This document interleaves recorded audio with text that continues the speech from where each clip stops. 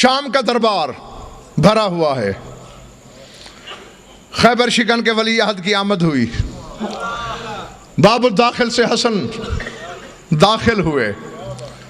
منبر والے نے کہا درباریوں سے، ابو تراب کا بیٹا آ رہا ہے، ایک تو اس کا استقبال نہیں کرنا، اور جب آ کے بیٹھے اپنے آباء و اجداد کی دولت کے قصے چھیڑ دینا. یہ فاقے والے لوگ ہیں، انہوں نے کب دیکھا ہے سونا چاندی؟ دولت کی کہانیاں سن کے مروب ہو جائیں گے. یہ دائیں بائیں میرے عباس کے علم ہیں، ان سے بڑی ضمانت بھائی میرے پاس کوئی نہیں ہے. اب پہلے پکا کیا تھا کہ کوئی استقبال نہ کرے. جو ہی منبر کے قریب آیا حسن قام لہ اجلالا، سب سے پہلے خود تعظیم کے لیے کھڑا ہو گیا. سب نے استقبال کیا. دل میں بھی سوچ رہے ہیں ہمیں روک رہا تھا، خود کھڑا ہو گیا. وجہ کیا ہے؟ یہ تو اصل بعد میں، یہ جملہ پہلے میں نے انہیں کبھی نہیں سنا، آج شامل کیا میں نے. بعد میں لوگوں نے پوچھا ہمیں روکا تھا، خود کیوں کھڑا ہو گیا؟ کہتا تم کیا سمجھتے ہو میں اپنے بس سے کھڑا ہوا ہوں؟ میں پکا ہو کے بیٹھا تھا. رأیت رسول اللہ صلی اللہ علیہ وسلم وبیدہ سیف یلما یقول علی قم لیبنی وإلا ضربت عنقا. میرے دائیں طرف رسول نمودار ہوئے، ہاتھ میں ننگی چمکتی ہوئی تلوار تھی. کہا اٹھ میرے بیٹے کے لیے ورنہ ابھی گردن اڑا دوں گا.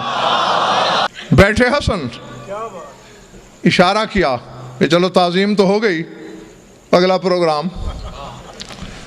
ایک شخص کونے سے اٹھا، میری جد کے پاس 10,000 گائیں تھیں.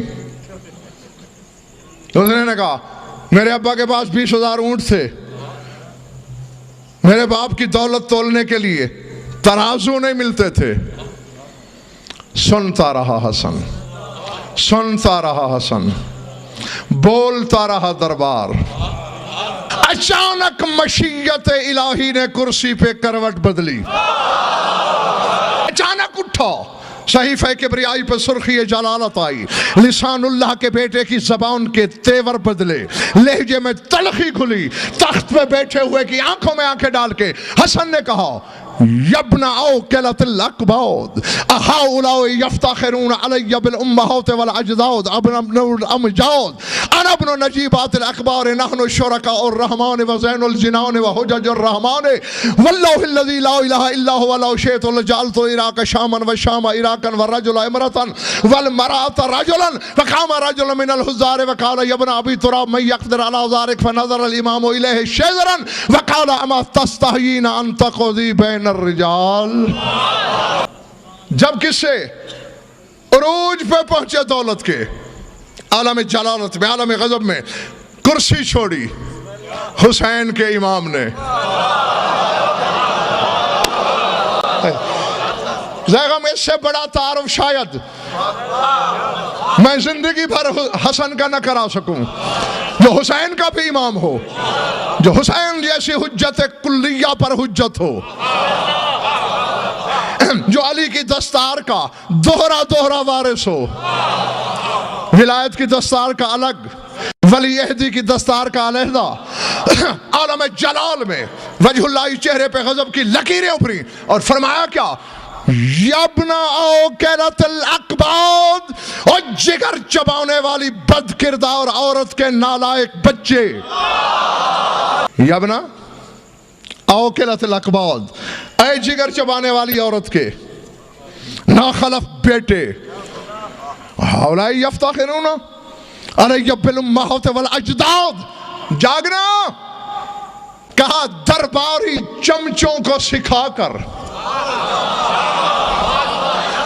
ذل زائل اور ثروت حائل فناؤ کے گھاٹ اتر جانے والی وہ، یہ تو چند سکوں کی بات ہے.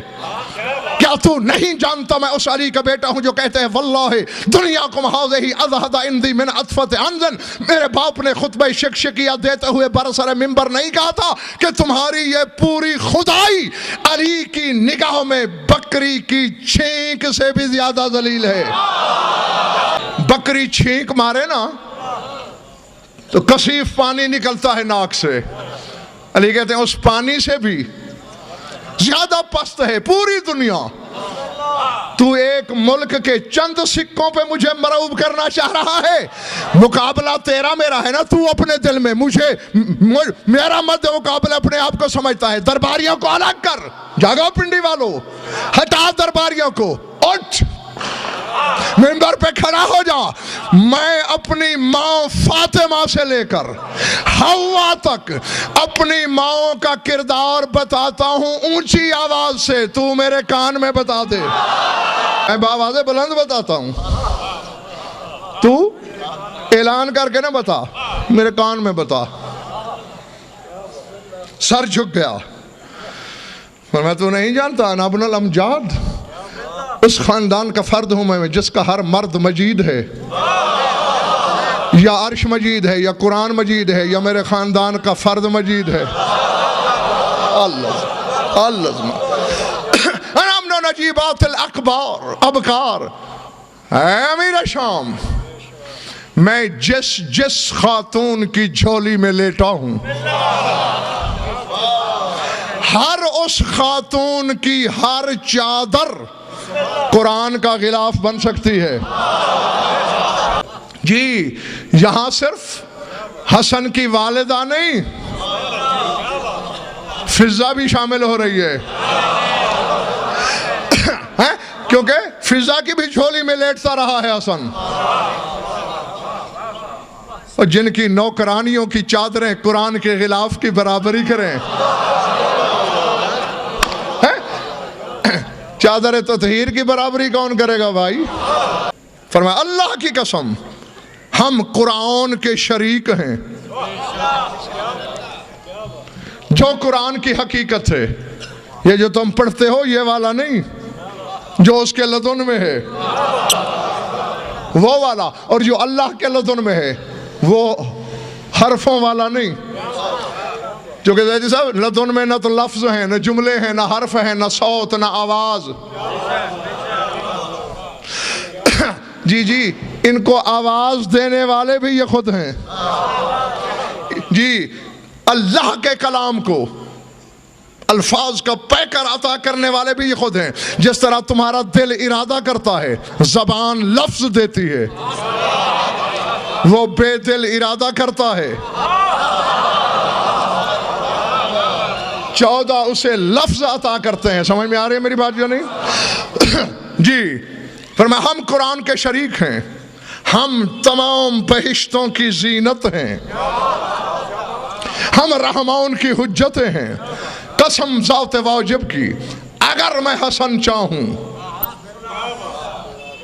اگر میں چاہوں, فرمایا اللہ کی قسم اگر میں چاہوں عراق کو شام کر دوں, شام کو عراق بنا دوں, مرد کو عورت کر دوں, عورت کو مرد بنا دوں.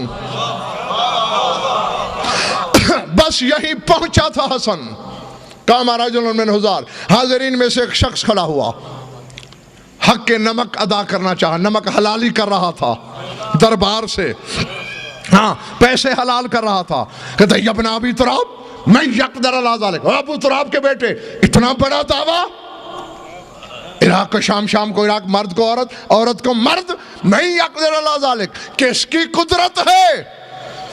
بس علی کے بیٹے کے منہ سے نکلا, اما تستحیین ان تقعدی بین الرجال. تجھے مردوں کے مجمع میں آتے ہوئے شرم نہیں آئی؟ ہربت خارج الباب, دروازے کی طرف دوڑی. حسن نے پکار کے کہا سن کے جا, اولاد علی کو بھونک لینا آسان ہے, تو نے جو کچھ کیا ہے اس کی پوری سزا تو سن کے جا. قد ساورت ایالو کا رجلن, گھر جائے گا نا میں نے تیری بیوی کو مرد بنا دیا ہے. اور یہ جملے پڑھنے کے بہت عرصہ بعد میں نے تحقیق کی تھی, مجھے پتہ چلا کہ ایک ہی کام میرے بھائی 4 دعوے حسن نے پورے کر دیے. عراق کو شام, شام کو عراق, مرد کو عورت, عورت کو مرد. اب تم نے یہ تو دیکھ لیا کہ مرد عورت ہو گیا, عورت مرد ہو گئی. تحقیق سے یہ پتہ چلا کہ یہ مرد شامی تھا, اس کی بیوی عراقی تھی. لرزہ طاری ہو گیا دربار پر. حسن اتنا بڑا غضب، بس بہت ہو چکا، مل گئی اس کو سزا، بھونکنے کا پھل پا لیا اس نے، اب معاف کر دے اللہ کے نام پر۔ ٹھنڈی سانس لے کے فرمایا جانتے ہو نا کہ سائل کو خالی لوٹانا ہمارے گھرانے کی عادت نہیں، اس لیے خدا کے واسطے دے رہے ہو، ٹھیک ہے معاف کر دیں گے لیکن تھوڑی سی سزا دینے کے بعد۔ کون سی سزا؟ جاگنا۔ کتنی سزا؟ ابھی کیا دینا ہے سزا؟ کہ حتی تلدا ولدن خنسا، کہتا ہے جب تک یہ شامی جسے میں نے عورت بنایا ہے اپنے شکم سے ایک مخنث بیٹا جن نہ لے۔ مخنث کو تم کیا کہتے ہو؟ ہجڑا، خسرا۔ جب تک ہجڑا خسرا بچہ نہ جنے تب تک معافی کا سوال ہی نہیں۔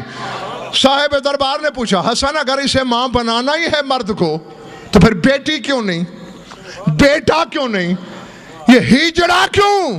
کہا میں چاہتا ہوں کہ برسوں تک تیری قلم رو کی گلیوں میں چلتا پھرتا اشتہار ہو، زمانہ سمجھ لے کہ علی اور اولاد علی کو بھونکنے والے ایسے ہی بے نسلے ہوا کرتے ہیں۔ اب جب دیکھا کہ ہر ہیلا ناکام ہوا، اب چولا بدلا بھرم بنانے کو۔ حسن برداشت کی بھی کوئی حد ہوتی ہے؟ میں جتنی منتیں کر رہا ہوں تو اتنا آگے بڑھ رہا ہے، میرے شہر میں، میرے ملک میں، میرے دربار میں، میرے ایک درباری کی جنس بدلی اور اب تیرے مزاج ملنے میں نہیں آ رہے